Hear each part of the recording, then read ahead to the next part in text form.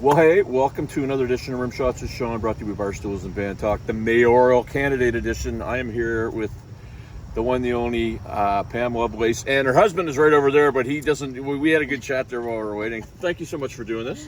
Thanks, Sean. I'm really glad you're doing this and getting people excited about the election. They need to. And tell everybody where we're at, because this is my first time here and it's absolutely beautiful. Hey, we're at White Sails, down Peggy's Cove Road. This is one of the hot spots, places to come down, get a smoked meat sandwich, get a bite to eat, take some bakery goods, fresh bread. It's run by a young family, and actually Lindsay and Charbel Musi, who were instrumental during the wildfire. They were putting together food, making sure that the firefighters and first responders had a bite to eat. They were just so instrumental in keeping our community going and helping out in so many different ways. So I like to support our local business, so I thought we'd come out and yeah. It's a great spot. It's right on Peggy's Cove Road. Beautiful.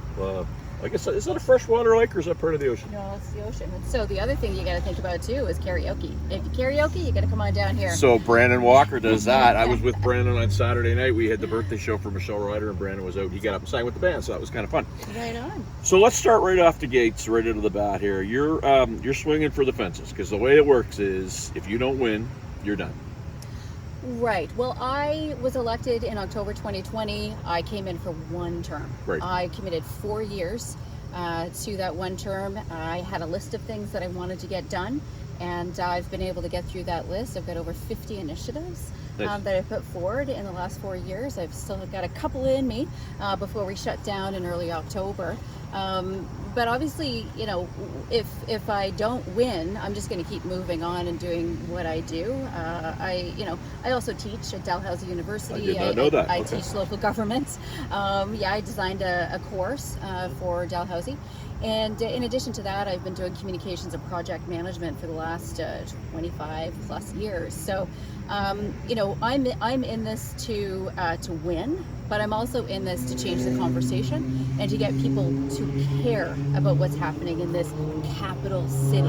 It's not just about downtown Halifax or downtown Dartmouth. It's about how are we going to continue to move this massive municipality forward from an economic development perspective. The social issues, we've got a lot of concern right now with homelessness and encampments, and I'm excited to see this through and to be the next mayor of HRM.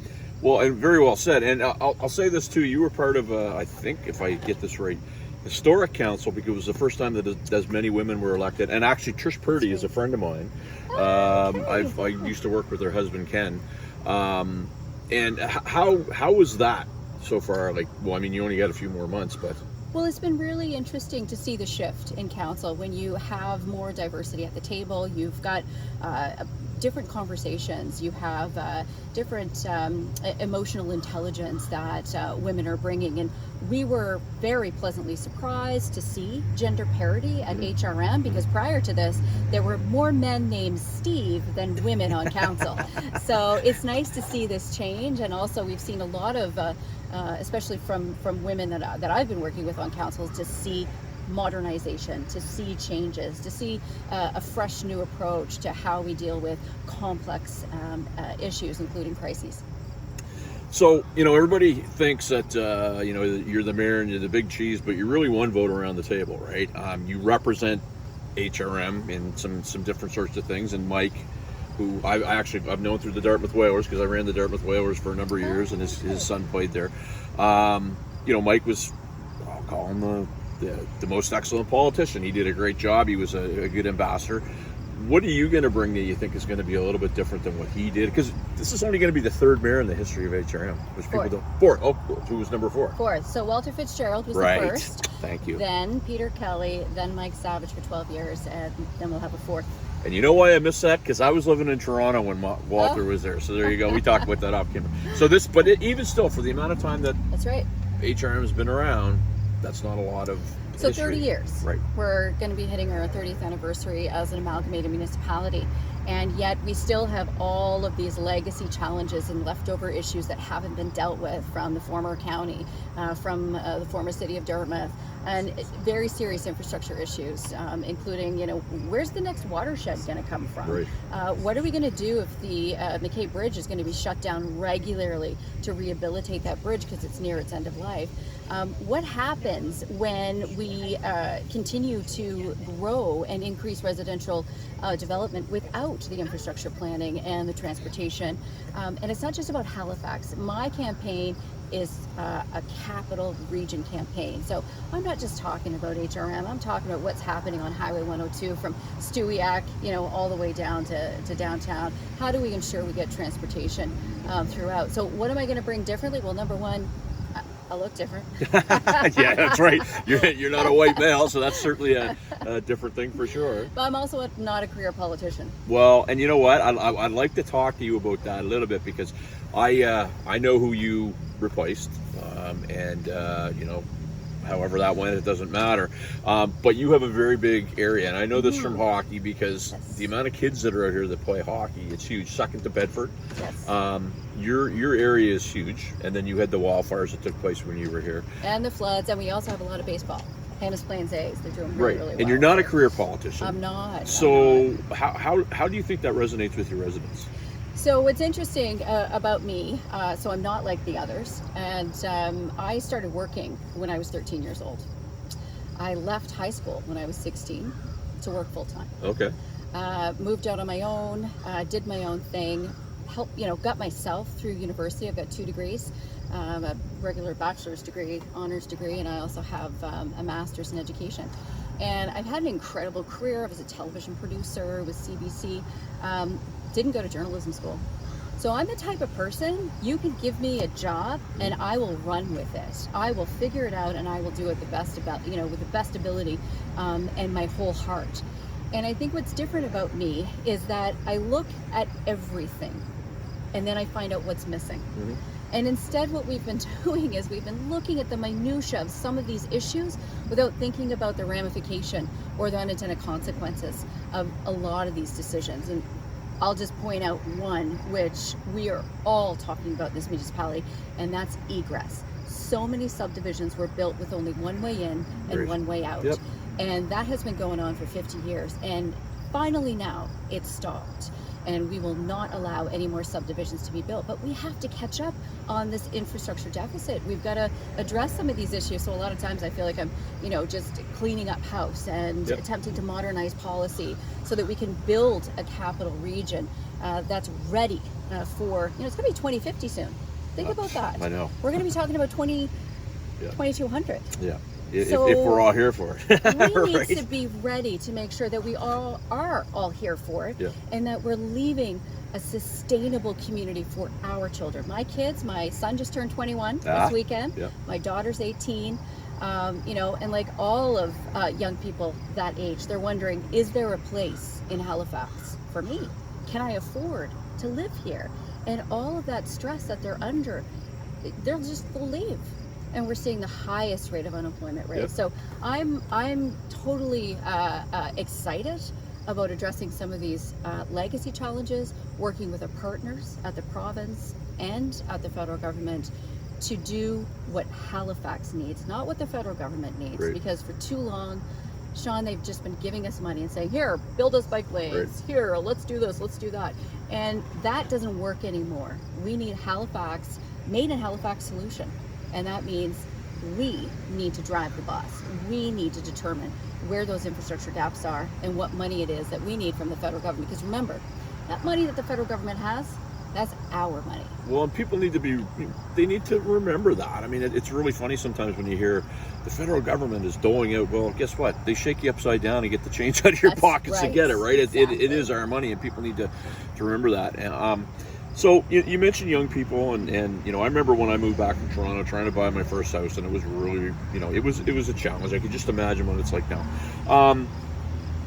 I think the number was 39% of the population of the eligible voters came out last time, which I keep saying, if that was your score in high school, you'd be going to summer school. Yeah, I think we had a little over 35%. Part of the problem is we didn't have much of a race. I think there's about 13 people on the ballot now. So I'm hoping that all of those candidates for mayor, I'm hoping that all of those candidates are actively engaged, knocking on doors like I am, hearing from constituents, talking to business owners, trying to understand what do people care about. And what I'm hearing is affordability, encampments. This is Canada. How is it okay that we have 100 people living in tents in our parks? It's not okay. We have got to do a better job to ensure that people are getting what they need from healthcare services, addictions, mental health care, all of that. And the other thing people are very angry about is the relationship between the provincial and federal government, all the finger pointing and, you know, people don't want to hear that anymore. People want to know that they can rely on politicians to work together to get the job done.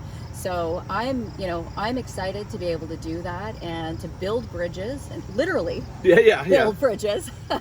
Well, and it's like we rehearsed this because my next question was going to be, and I asked a couple of the other candidates this. I mean, you hear, I was one of those guys that used to, on Tuesday nights, I used to watch council, and I used to, back when, Russell Walker was there, but I get interested in it. That's because great. At the time I was getting to an age where the heck is my property tax going? And I was starting to worry about some of that stuff or think about some of that stuff. And you constantly hear, well, we can't do this because that's a provincial thing, or we can't do this because it's a federal thing. Yet HRM is expected to do all these things. And I'll give you an example. If you follow me, parking tickets are a bane of my existence. Yet if you try to fight a parking ticket, that's a provincial thing that the city gets to more or less manage. So there's a good example. So, what would you do, I guess, or what are you going to start to do or try to do to make that better? So that's been what I've been doing for the last 4 years. It's about modernization. Our city has been stuck in 1990. When we amalgamated, we focused internally on the various 22 land use bylaws. We focused on getting all of our parks, and asset management, trying to get up the processes and the policies, trying to get the business units set to be able to succeed. So we've done that. We spent, almost 30 years doing that internal work, and now we have to turn our attention to actually working better with the provincial government and ensuring that, great example, Peggy's Cove Road. People call me all the time, can you please drop the speed limit on Peggy's Cove Road? It's too dangerous. Right.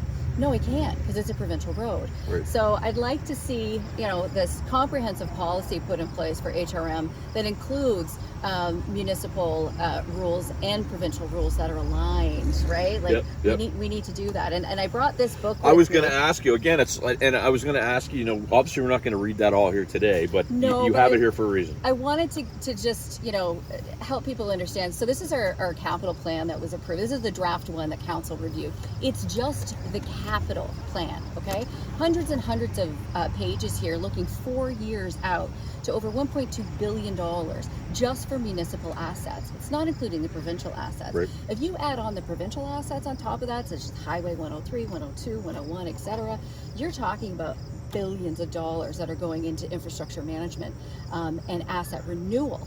And so the reason I brought this here is because councillors, mayors, this is our bread and butter. This is what we do. We are constantly researching and understanding where are we at today, how did we get here, and how do we make this better, not only for our taxpayers and our businesses, but also for visitors. We have well over 1 million people that come here, just 700,000 alone down Peggy's Cove Road every year, just to see the iconic Peggy's Cove Lighthouse. And so the reason I brought this here is because what's really important is that we are underspending. But yet, in the next 4 years, we're going to be doing 1.2 billion, and that's still not enough. Because we have got to upgrade our wastewater treatment. We need new ones. We need new water treatment plants. As many people know, over 200,000 people were without clean drinking water for 3 days. Yeah, that's something. This can't happen in our city. So we have got to address the infrastructure deficit, and on top of that, we've got to work better with our provincial government so that they are funding programs that meet our needs and our priorities. So I'm focused on that, and I'm focused on building a better city, a stronger city, and one that is much more inclusive and encourages economic development in the rural and suburban area and connects us. So I'm pleased to see that we're going to be doing a national search for our next executive director of Halifax Transit. and looking at ways to create an actual capital region transit commission, which will include the abutting municipalities. And hey, wouldn't it be great if Halifax Transit connected to Kings County Transit? Wouldn't that be awesome? You can get all the way to Kentville Fair. And God love the folks that work at Metro Transit, because I mean it's not an easy job, and it's you know it is tough, and you can only do so much with what you have. So I need people to understand this, and I haven't asked this question to other candidates, and so I'll ask you. So our municipality is essentially the size of Prince Edward Island. Yes, it is. You're out here in Tantallon. You know, there's all the different districts and stuff.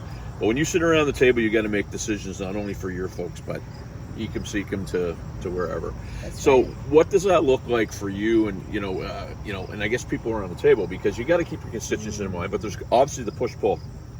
You know, you make a decision that's based upon the greater good, and you know, Ann Smith down at Peggy's Cove Road might get mad at you for that. So how does that work for you? That's a really good point, because as a regional councillor, while we are elected by our districts, we are focused on building a stronger region. So the decision that I make here in District 13, Hammond Plains St. Margaret's, needs to work elsewhere, Right. if it's a wide policy approach. What we've seen is that those policies haven't worked elsewhere. And so we have all these unintended consequences. The ditch tax is a great example of that. Looking at the number of private roads and private road developments and private roads that have actually gone into disrepair because nobody's fixing them up is another great example.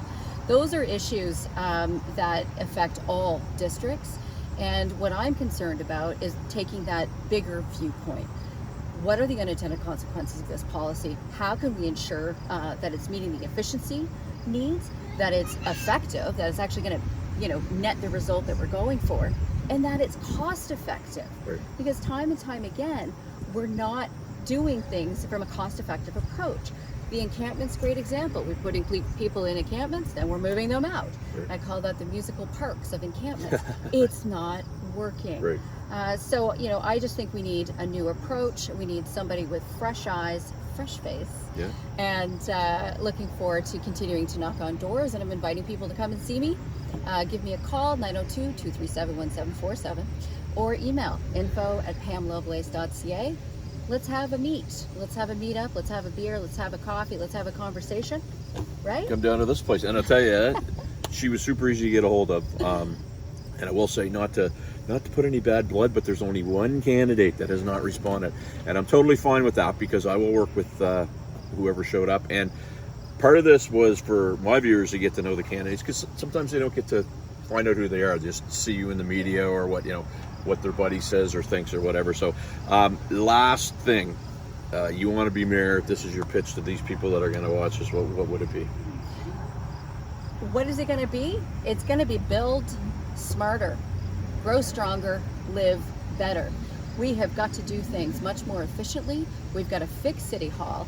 I know from the people that I've been talking to at the doors and at community groups, they are not happy with the direction of this municipality. We've got to get back on course. We've got to look at what the priorities are for the municipality and get them ticked off that list. We've got a lot of work to do, Sean, and I'm ready to get going. Is it Miss or Mrs. Lovelace? It's Pam. It's Pam. Thank you so much for doing this. And everybody can find out more about the capital plan, halifax.ca, or call Pam. She'll have her number there, because I think there's, we're still a ways away from what's going to take place, but there's a lot at stake, I think, in this one. So get out and vote, because 35+% is just not acceptable, kids. We'll see you next time. Bye.